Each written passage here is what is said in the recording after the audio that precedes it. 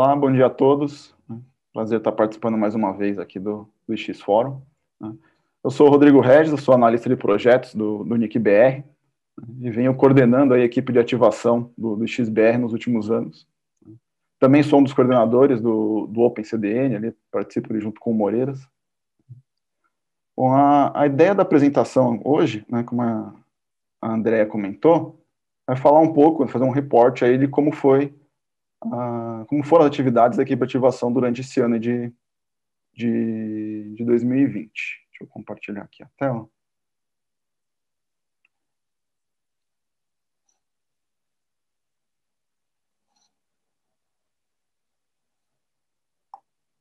Apresentação.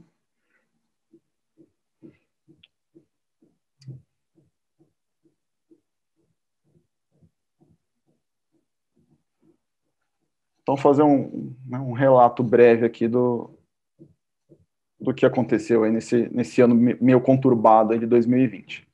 Bom, esse slide é um slide que vocês provavelmente vão ver em outras apresentações nossas, né? Afinal de contas, não tem como a gente passar, acho que, por nenhum tema em 2020 sem falar isso, sobre coronavírus e como a pandemia tem afetado a gente. E, inclusive, né, afetou também as nossas atividades aí no dia a dia da equipe da ativação. Então, primeiramente, falar um pouco sobre a nossa estrutura, né? Hoje, a equipe de ativação é formada aí por 7 profissionais. Então, nós temos estagiários, temos profissionais aí de nível técnico, né? e analistas aí formados, né? Todos aí focados exclusivamente no atendimento aos participantes do XBR. Né? Além, né, do atendimento, parte de configuração dos participantes, a nossa equipe é orientada, né, sempre que possível, aí, a ajudar os participantes no momento da ativação, dando dicas aí de melhores práticas, tentando ajudar os participantes aí na resolução de problemas encontrados durante as etapas da ativação. A gente sabe que ainda está longe do ideal o atendimento em relação a isso, mas a gente tem buscado melhorar aí ao longo do tempo, ter sempre passar link para os participantes com dicas do que deve ser configurado, como determinados problemas podem ser resolvidos. Bom, além desses profissionais, nós temos 5 pessoas aí que trabalham na equipe de desenvolvimento. Então, é o pessoal que ajuda a gente desenvolvendo aí ferramentas que auxiliam o dia a dia da equipe da ativação. Então, tanto sistemas para documentação e controle dos participantes, quanto scripts para automatização de algumas das nossas tarefas, né? Desenvolvem e dão manutenção, por exemplo, no sistema lá dos testes automáticos do ambiente de quarentena. Né? E essa equipe, hoje em dia, ela é responsável pelo atendimento em 26, né, localidades aí das 33 aí que são atendidas pelo XBR. Então, como comentei, a gente lida com a ativação dos novos participantes, chamados de ampliação de porta, configurações de VLANs bilaterais, aumento de prefixo, basicamente todos os tipos de chamados que tem aí um atendimento direto, né, um contato direto com o participante. Agora, falando um pouco sobre os dados, né, das nossas atividades aí em 2020.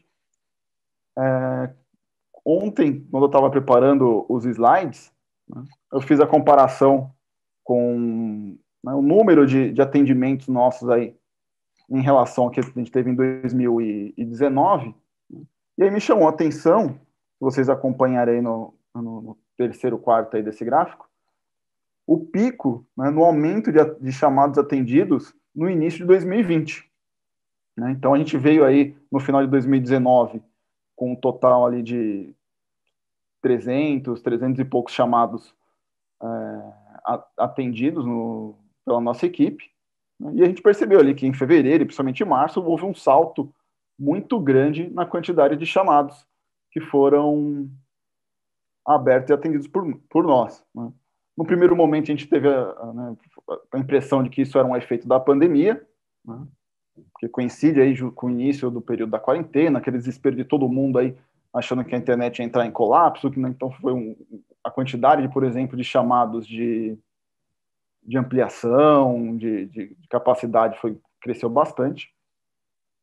Só que a gente resolveu também olhar, né, na hora de montar a apresentação para ver a evolução de 2018 para 2019.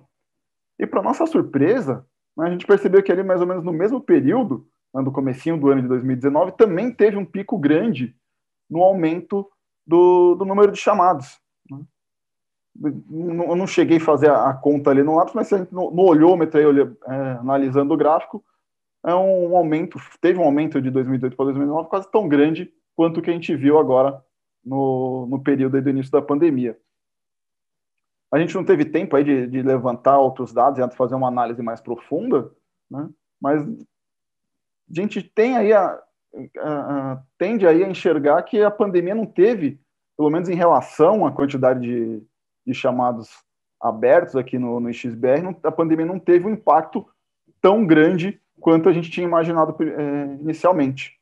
Né? Analisando os anos anteriores, a gente vê que sempre tem aí, em algum momento do ano, um pico, uma elevação alta na abertura de chamados, né, junto ao XBR. Um ponto positivo, né, que eu gostaria de levantar é que a gente vem conseguindo aí ao longo do tempo diminuir consideravelmente a duração dos chamados. Tá? Esse gráfico que ele mostra, né, o tempo médio e a mediana no atendimento de todos os chamados que são abertos aí com a gente nos últimos 3 anos. Né? Então, em 2018, pegando todos os tipos de chamados que a gente trata, né, o tempo médio era de 65 dias, desde a abertura até o encerramento do chamado. Em 2019, a gente reduziu isso para 41 dias. E em 2020, a gente já conseguiu reduzir isso um pouco mais ainda. A gente, na média, atende um chamado do início até o fim em 35 dias. Isso sem um aumento no número de funcionários na equipe. Né? O que a gente tem visto, que tem levado isso nessa redução no tempo de atendimento, é a mudança de alguns procedimentos, né? A criação de novas ferramentas de automação.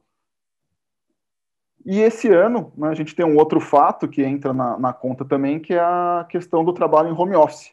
Né? Por causa da pandemia, toda a nossa equipe vem trabalhando de casa, né, desde março, e a gente tem notado um aumento de produtividade, né, que aparentemente está relacionado aí ao home office, que também ajudou, consequentemente, na redução aí do tempo do atendimento aos chamados.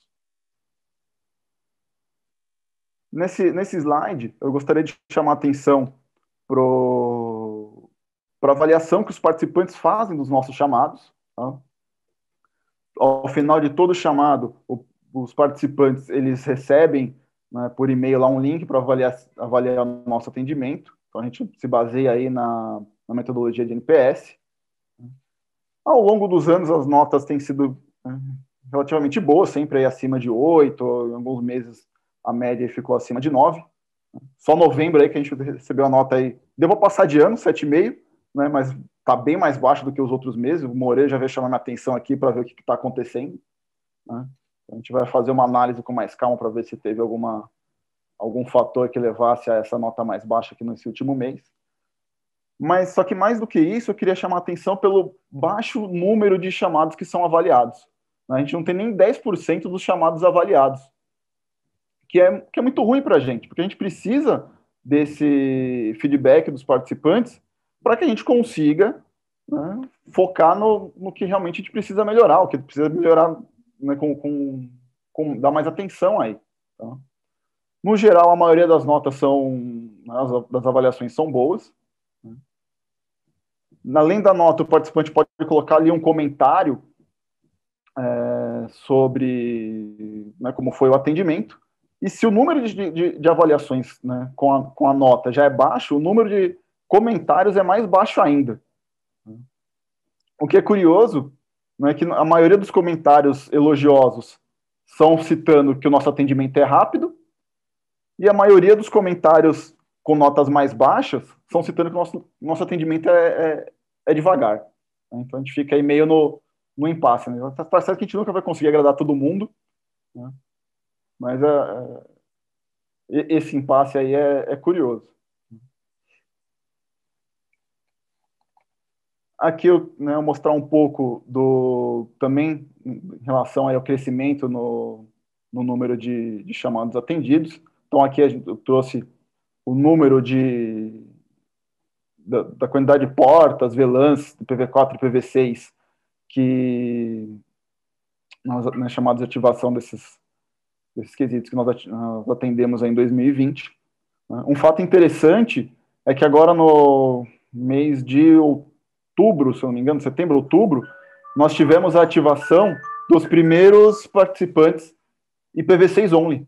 Né? Aqui em São Paulo, nós já temos 2 participantes que ativaram apenas em IPv6, né? Dado aí o esgotamento do IPv4, né? São participantes que, quando retiraram o COS, receberam apenas IPv6. Na ativação, eles solicitaram apenas a VLAN da TMV6. E aqui é o mesmo gráfico que eu mostrei lá no início, do número de chamados atendidos, né? Só que eu queria mostrar aqui para encerrar a comparação das nossas 3 principais cidades, né, que são atendidas, que são São Paulo, Rio de Janeiro e Fortaleza. Né? Então, a gente vai ver que em todas, né, esse crescimento ao longo dos últimos anos vem se acentuando, né, na abertura de novos chamados. Então, a gente teve em São Paulo, em 2020, 1.690 novos pedidos de ativações, ampliações de capacidade e migrações. Né? No Rio de Janeiro, esse número ficou em 355 pedidos, né? Deve chegar próximo aí de 400 até o final do ano. E em Fortaleza está mais ou menos no mesmo ritmo do que no Rio de Janeiro, né, com 337 aí chamados de novas ativações e ampliações. Só que se vocês olharem, deixa eu voltar ao slide aqui, né, no Rio de Janeiro a tendência aí nos últimos meses é de uma queda no ritmo desses novos chamados. Já em Fortaleza, não. Em Fortaleza, esse número vem crescendo. Então, provavelmente no final do ano a gente feche aí com Fortaleza ou com um número igual de novos chamados, né, de novas ativações ao Rio de Janeiro, ou até um pouco maior aí, se essa tendência de crescimento no final do ano se mantiver. E, por fim, né, algumas outras atividades aí da nossa equipe.